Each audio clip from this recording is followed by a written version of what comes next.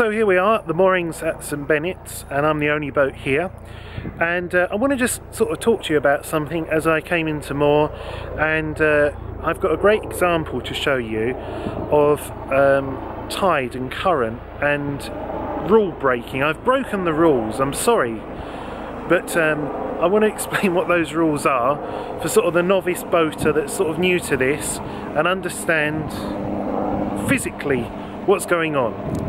So as I said, we're moored here at St Benets, and you'll think, well, what the hell rules Rob been broken? You know, you're not supposed to moor here or something? No, you can, it's fine. But I want to show you something that's going on.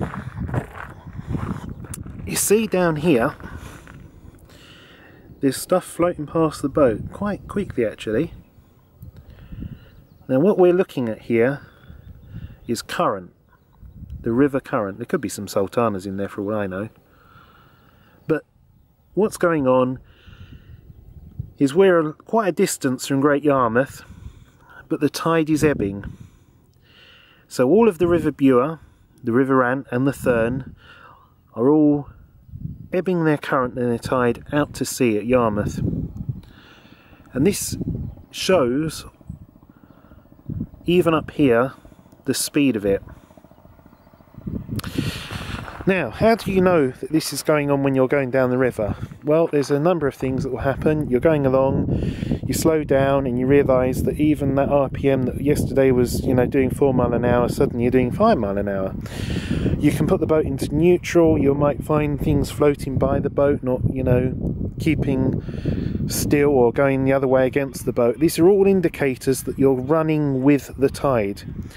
You can also use your tide times at Yarmouth to work out when the tide's going to start flowing in one direction, when it's going to stop flowing, when it's going to start flowing in the other direction. But what this means is when you come to moor, you should always try and moor against the tide. You'll have more control, greater steerage. Now in this instance, I knew that the tide was flowing, but I was on my own. It's easier for me therefore to be able to exit the boat, grab my ropes and come off the boat. Okay, I wouldn't do this if this was at another location like Reedham, St Olaves, Somerleyton, etc., where the tide is running far worse than ever it does here. But what I wanted to explain by doing this is actually what happens physically to the boat. So if you're trying to moor up, maybe in Horning, maybe here, or even if you just don't, you know, really understand the concepts and you are trying to moor at somewhere like Reedham, why is it when you come in, sometimes that the back of the boat might sort of swing right out, or equally the front? It's because whatever the way the tide is running, so it's running in this direction here, what's basically happening is it will have the effect of pushing the boat out. So in this instance, it's pushing the stern to the right and the bow into the left. This means that when you get off the boat, the first thing you've got to do is grab the stern rope, get that secure first. Then you can take your time about the bow rope because the current will be pushing that bow in. But you've got to consider other things like when you go to slow down, the boat will take longer to slow down. You'll need more astern thrust to get the boat to stop.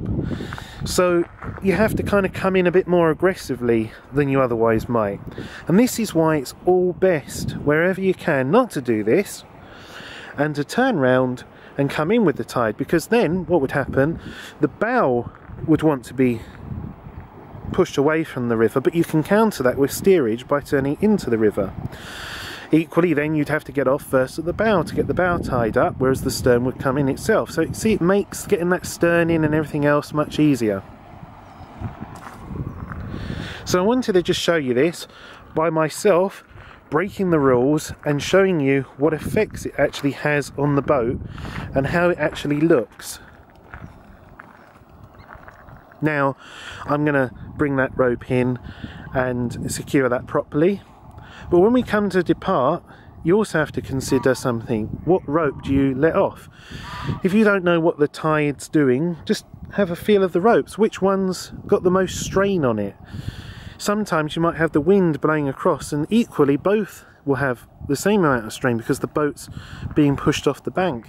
You might have instances where there's more wind power than tidal power, so if the wind was blowing us onto the bank, even though the tide was flowing and trying to bring the stern out, you might find the boat was pinned against the bank. So weather conditions change things as well. But generally, in this instance, when I come back to the boat to depart, I can undo the bow rope, take my time and put the rope down the side decks for easy access, pull the stern in, untie, step on the boat, and then the boat will naturally come out. And then I'll back away and then go forward. So that all made sense. I'm going to have a wander up to the ruins of the Abbey.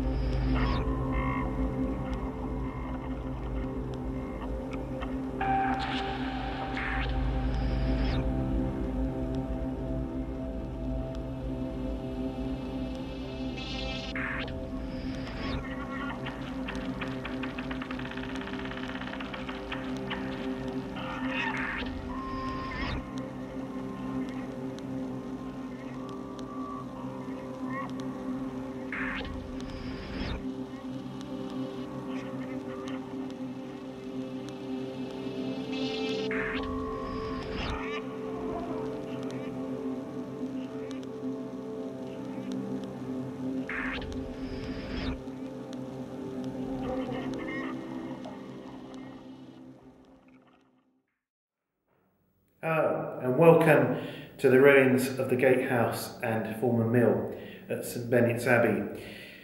This is one of my favourite peaceful reflexation. Fuck's sake.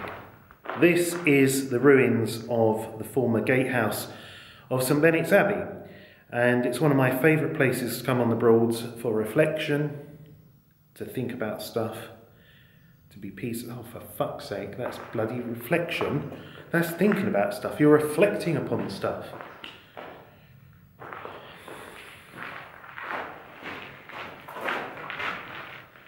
This is the ruins of the former mill and gatehouse of St Benets Abbey. And it's one of my favourite places to come on the Norfolk Broads because it's so quiet and tranquil. And you can really just stop and think and reflect over stuff. I know lots of visitors come here during the season, and if you can come when it's quiet and you're just around on your own, then I'd advise that's the best time to come, because then you can faff around with your camera until your heart's content and keep doing stuff to it.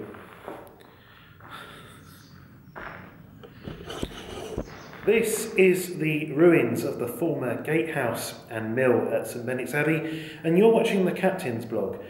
But what you're really interested in is my man boobs. Oh yeah, eat fat boy burgers and feel the results. So here we are in the ruins of St Benets Abbey. Well, the mill and the gatehouse, but we'll just call it St Benets Abbey. And I'm going to be trying some experiments with filming with the tripod that I've brought, which weighs about 5 kilograms. It's way too much for the camera I'm using, but at least it gets us some steady shots and I can speak to the camera. So time now is 25 to 10, and we're going to be heading around the site and down to where the water was with the oak cross. So we'll see what happens, we'll see what I capture. As ever, Lovely place to come, lovely and quiet, great place for reflexation.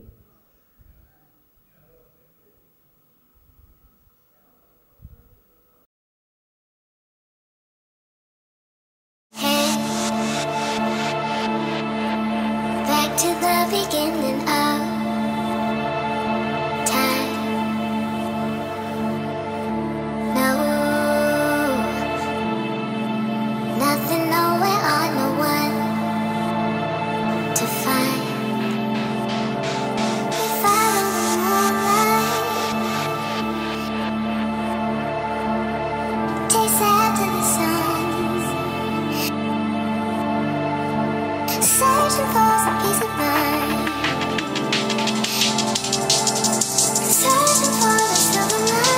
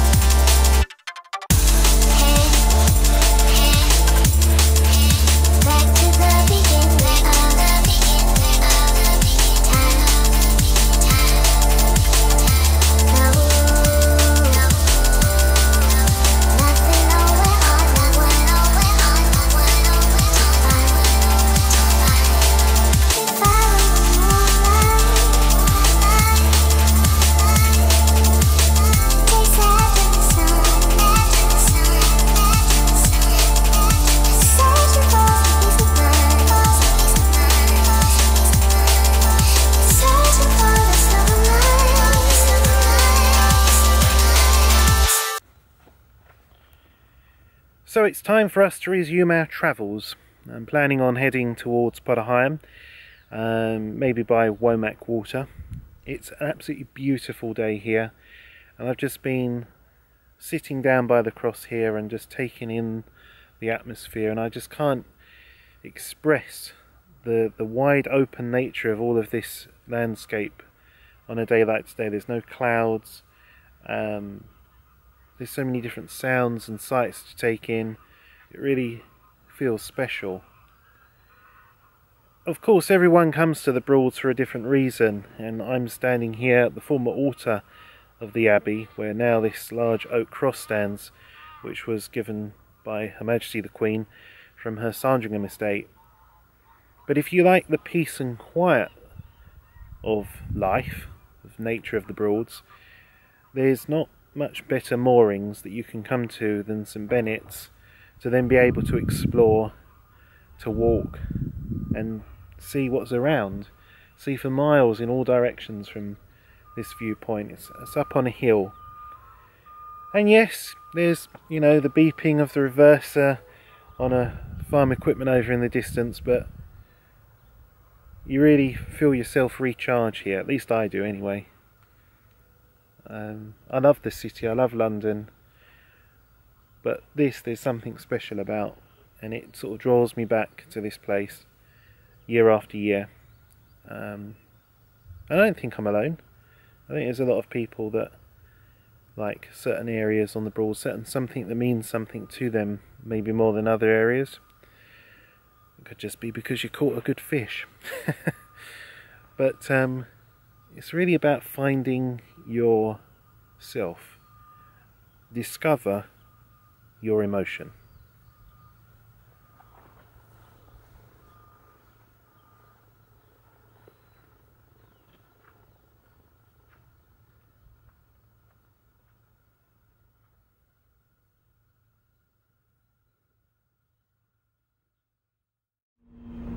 So we're underway again, and we're heading down the River Bure, and the tide has now turned and is coming in. We've been there so long. I like the way I say we've, as if there's other people with me. It's just me and you. Hello. Yes, I've been there so long, the tide has turned and it is now coming in. So we're now heading off. We're just get used to it. All of us, heading off to the River Thurn. Time is 10 minutes to 12. I've had a bite to eat, cleaned out the boat, given it a mop, given it a hoover. What a lovely idea that Barnes Brinkcraft provide you with a really nice powerful hoover on this boat. And I was going to say, wouldn't it be nice if you had hoovers on all boats? And then I realised, yeah, you've got to have the capacity of batteries to do that. But it does make such a difference, because after all, it's your home for 4, 7, 2 weeks, whatever you've hired it for. And you keep your home tidy and clean and stuff, and then you come on a boat and you're given like a dustpan and brush and a mop, and you're like, right, yeah, okay, great. And there's nothing quite like having a hoover. So on this boat, and I think on also Rhapsody, there was a hoover, so it's really nice just to get it out once in a while, vacuum round, vacuum the seats, and everything's spick and span again. What else have I got to say? Oh, I met a couple of people that may be watching this now. So hello, I told you about the blog, and helped you.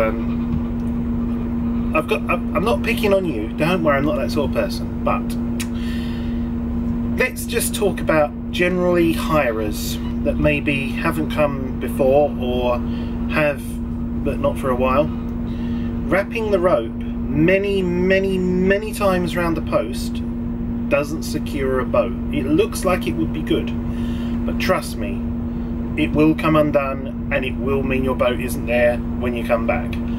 There has to be some kind of physical friction between the ropes to hold them in place in order to secure the boat. So what I'm thinking is that I might have to do like a Rascals tutorial on things, because I learned. I was told at boat yards, and I looked. I think everybody does this. They go, right, what you do is you put it around the post, right, yeah, and then you just like flip it over like that, and then you just put it tight. All right, do you want to do that again? Yeah, okay, you know that, yeah, okay. And you're like, okay, yeah, okay, and you go away and you think, how the hell does that work? And then you just think, right, well, I think, yeah, that's about it, you know. And each time I used to moor up, I'd come up with a different way of securing the boat, you know. And then one day I found out how to do a proper knot, and I was like, oh, hallelujah, I can do it. It's quick, it's easy, it doesn't sort of cause problems, it's easy to untie when you know. So yeah, I just learned like on the job. So but you see, the problem with doing any sort of tutorial like this is then there are people out there who believe, honestly do believe, I'm some kind of authority on sea trek Not a lovely Seamaster 30. I really like that boat. That one in particular. That was up for sale before I got my share in BA, and I was very tempted by that boat. And it's had an awful lot of work done on it. I'm digressing, but it is a very nice boat. It's one of the most well kept boats of the Seamaster 30 I've seen. Internally, the dash, the equipment, and yes, it's got two bloody big old 2.5 litre PMCs under the floor, but they're quite capable boats actually, and they're quite reasonably priced. But it's a bit like MGs and Minis. There are people, a bit like Hampton Safaris, that absolutely love these type of boats, and they hold their value better because you're always going to be a Seamaster buyer out there somewhere, you know what I mean? Let's get back onto the topic. If I start doing tutorials, this is how you moor, this is how you leave a mooring, this is how you do this is how you do that, then there's people out there that think I'm some kind of authority on this, and they'll go, oh, that's not how that's done, that was stupid. Now you've told the world that that is how that's done. Do you realise what's going to happen there? That means that people are going to copy you, and they're going to be doing it wrong, and it could be dangerous, and blah blah blah. So if I do anything like this, it's just going to be how I do it, you know? And I've not had a boat drift away. I've got off a boat and it taken me for a walk because it was still in gear, yes. So I'm not infallible, but I can tell you how to get into a can of hot dogs. Thank you very much, ding dong. So yes, I might do that, and I might do that on a hire boat rather than BA. The reason why is I know BA, and then it becomes less authentic. What I would rather do if I was going to do that ever again, I would get a bathtub and I'd be like, here we go, this is like the low down, bog standard Broads boat. The steering's not hydraulic, you've got no bow thrusters, you can't see the back of the boat, you know, this is difficult, and it's also what a lot of people start off on their Broads boating adventures on, you know, the typical forward steer cruiser, and then we can use that as a sort of a base and then say, right, this is what you do, this is how you do it, because there's so many people that it's anxiety, it stresses them out, you know, getting off the boat, leaving a mooring, oh my god, we can't leave the mooring, it's supposed to be a bloody holiday, it's not a test, you know. And even like the handover talks and stuff, really and truly, the amount of stuff you're supposed to take in, and then you're supposed to read the skipper's manual. I know it would be nice if everybody did it and everybody knew what they were doing and everybody observed all of the rules and everything else. But again, it's a holiday. You've spent between a few hundred and a couple of grand on a boat, and you're here to relax and enjoy yourself, not to be sort of told, you know, bloody hell, what are you doing? You should have come in with the tide. The tide?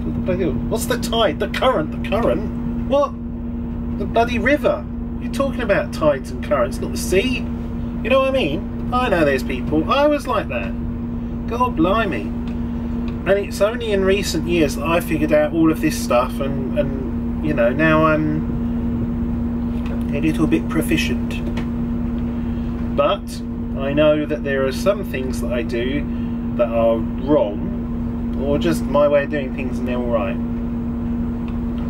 Charlie Griffin would say to me, he doesn't. See, the thing with Charlie Griffin is, let me just tell you about him. Let's say, for example, you're in this boat right now, okay, and there's a few of you, and you're on the helm. You might not have, you know, had that much experience on the boats. You know, maybe you come a couple of times, so you're on the helm, you're driving along like this, and you're coming up to a mooring, for example, and there's a few boats doing this, some sailing boats. We haven't had any sailing boats yet. And he'll say, all right, over there, there's a really nice pub over there, so just, yeah, go more up over there.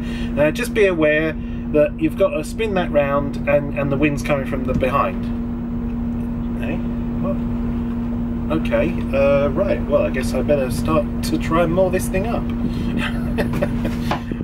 And what he actually is doing is he's giving you the directions, and he's there to say what you need to do is a bit more left, a bit more right, but he's giving you the responsibility, and you don't learn just by watching someone do it and then going, well, that's how it's done. You learn by doing it little bit out of your comfort zone, and then when you're successful, you're like, oh my god, wow, that was really cool, and then you remember it. And I think that's what makes a good sort of instructor, is you don't just copy, you learn for yourself and you hone what you're doing to you know, be the right thing.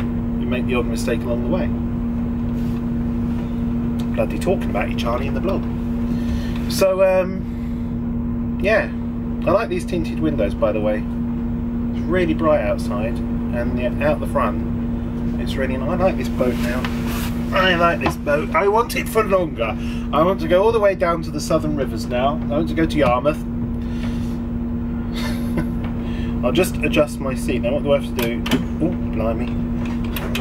I shouldn't be... Don't use it like this. I'm just bringing the back up a bit, that's all. There we are. That's all I've done. Don't worry. Don't do that. It was naughty to do it on camera. I'm not supposed to use it. As a message tells you, do not use the hydraulic seat when you're sat in it. I've just had a little bit of a bad back, you know, just want a bit more cushion protection there, that's all. No, if you put it in any other way, like back or forward, you've flung back. Oh!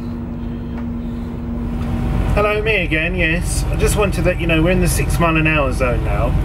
We're doing 2,300 RPM and we're doing 5.9 miles an hour against the tide, and you still can't really hear the engine, but you do feel like, I just love the resonance. It feels like I'm in sort of a tug now, because I can hear all of the water around the hull, and then I can also hear this low down rumbling thudding thing, which sounds just the same as the exhaust out of a funnel of a tug when it's under high load and power. Just thought I'd share that with you, you know.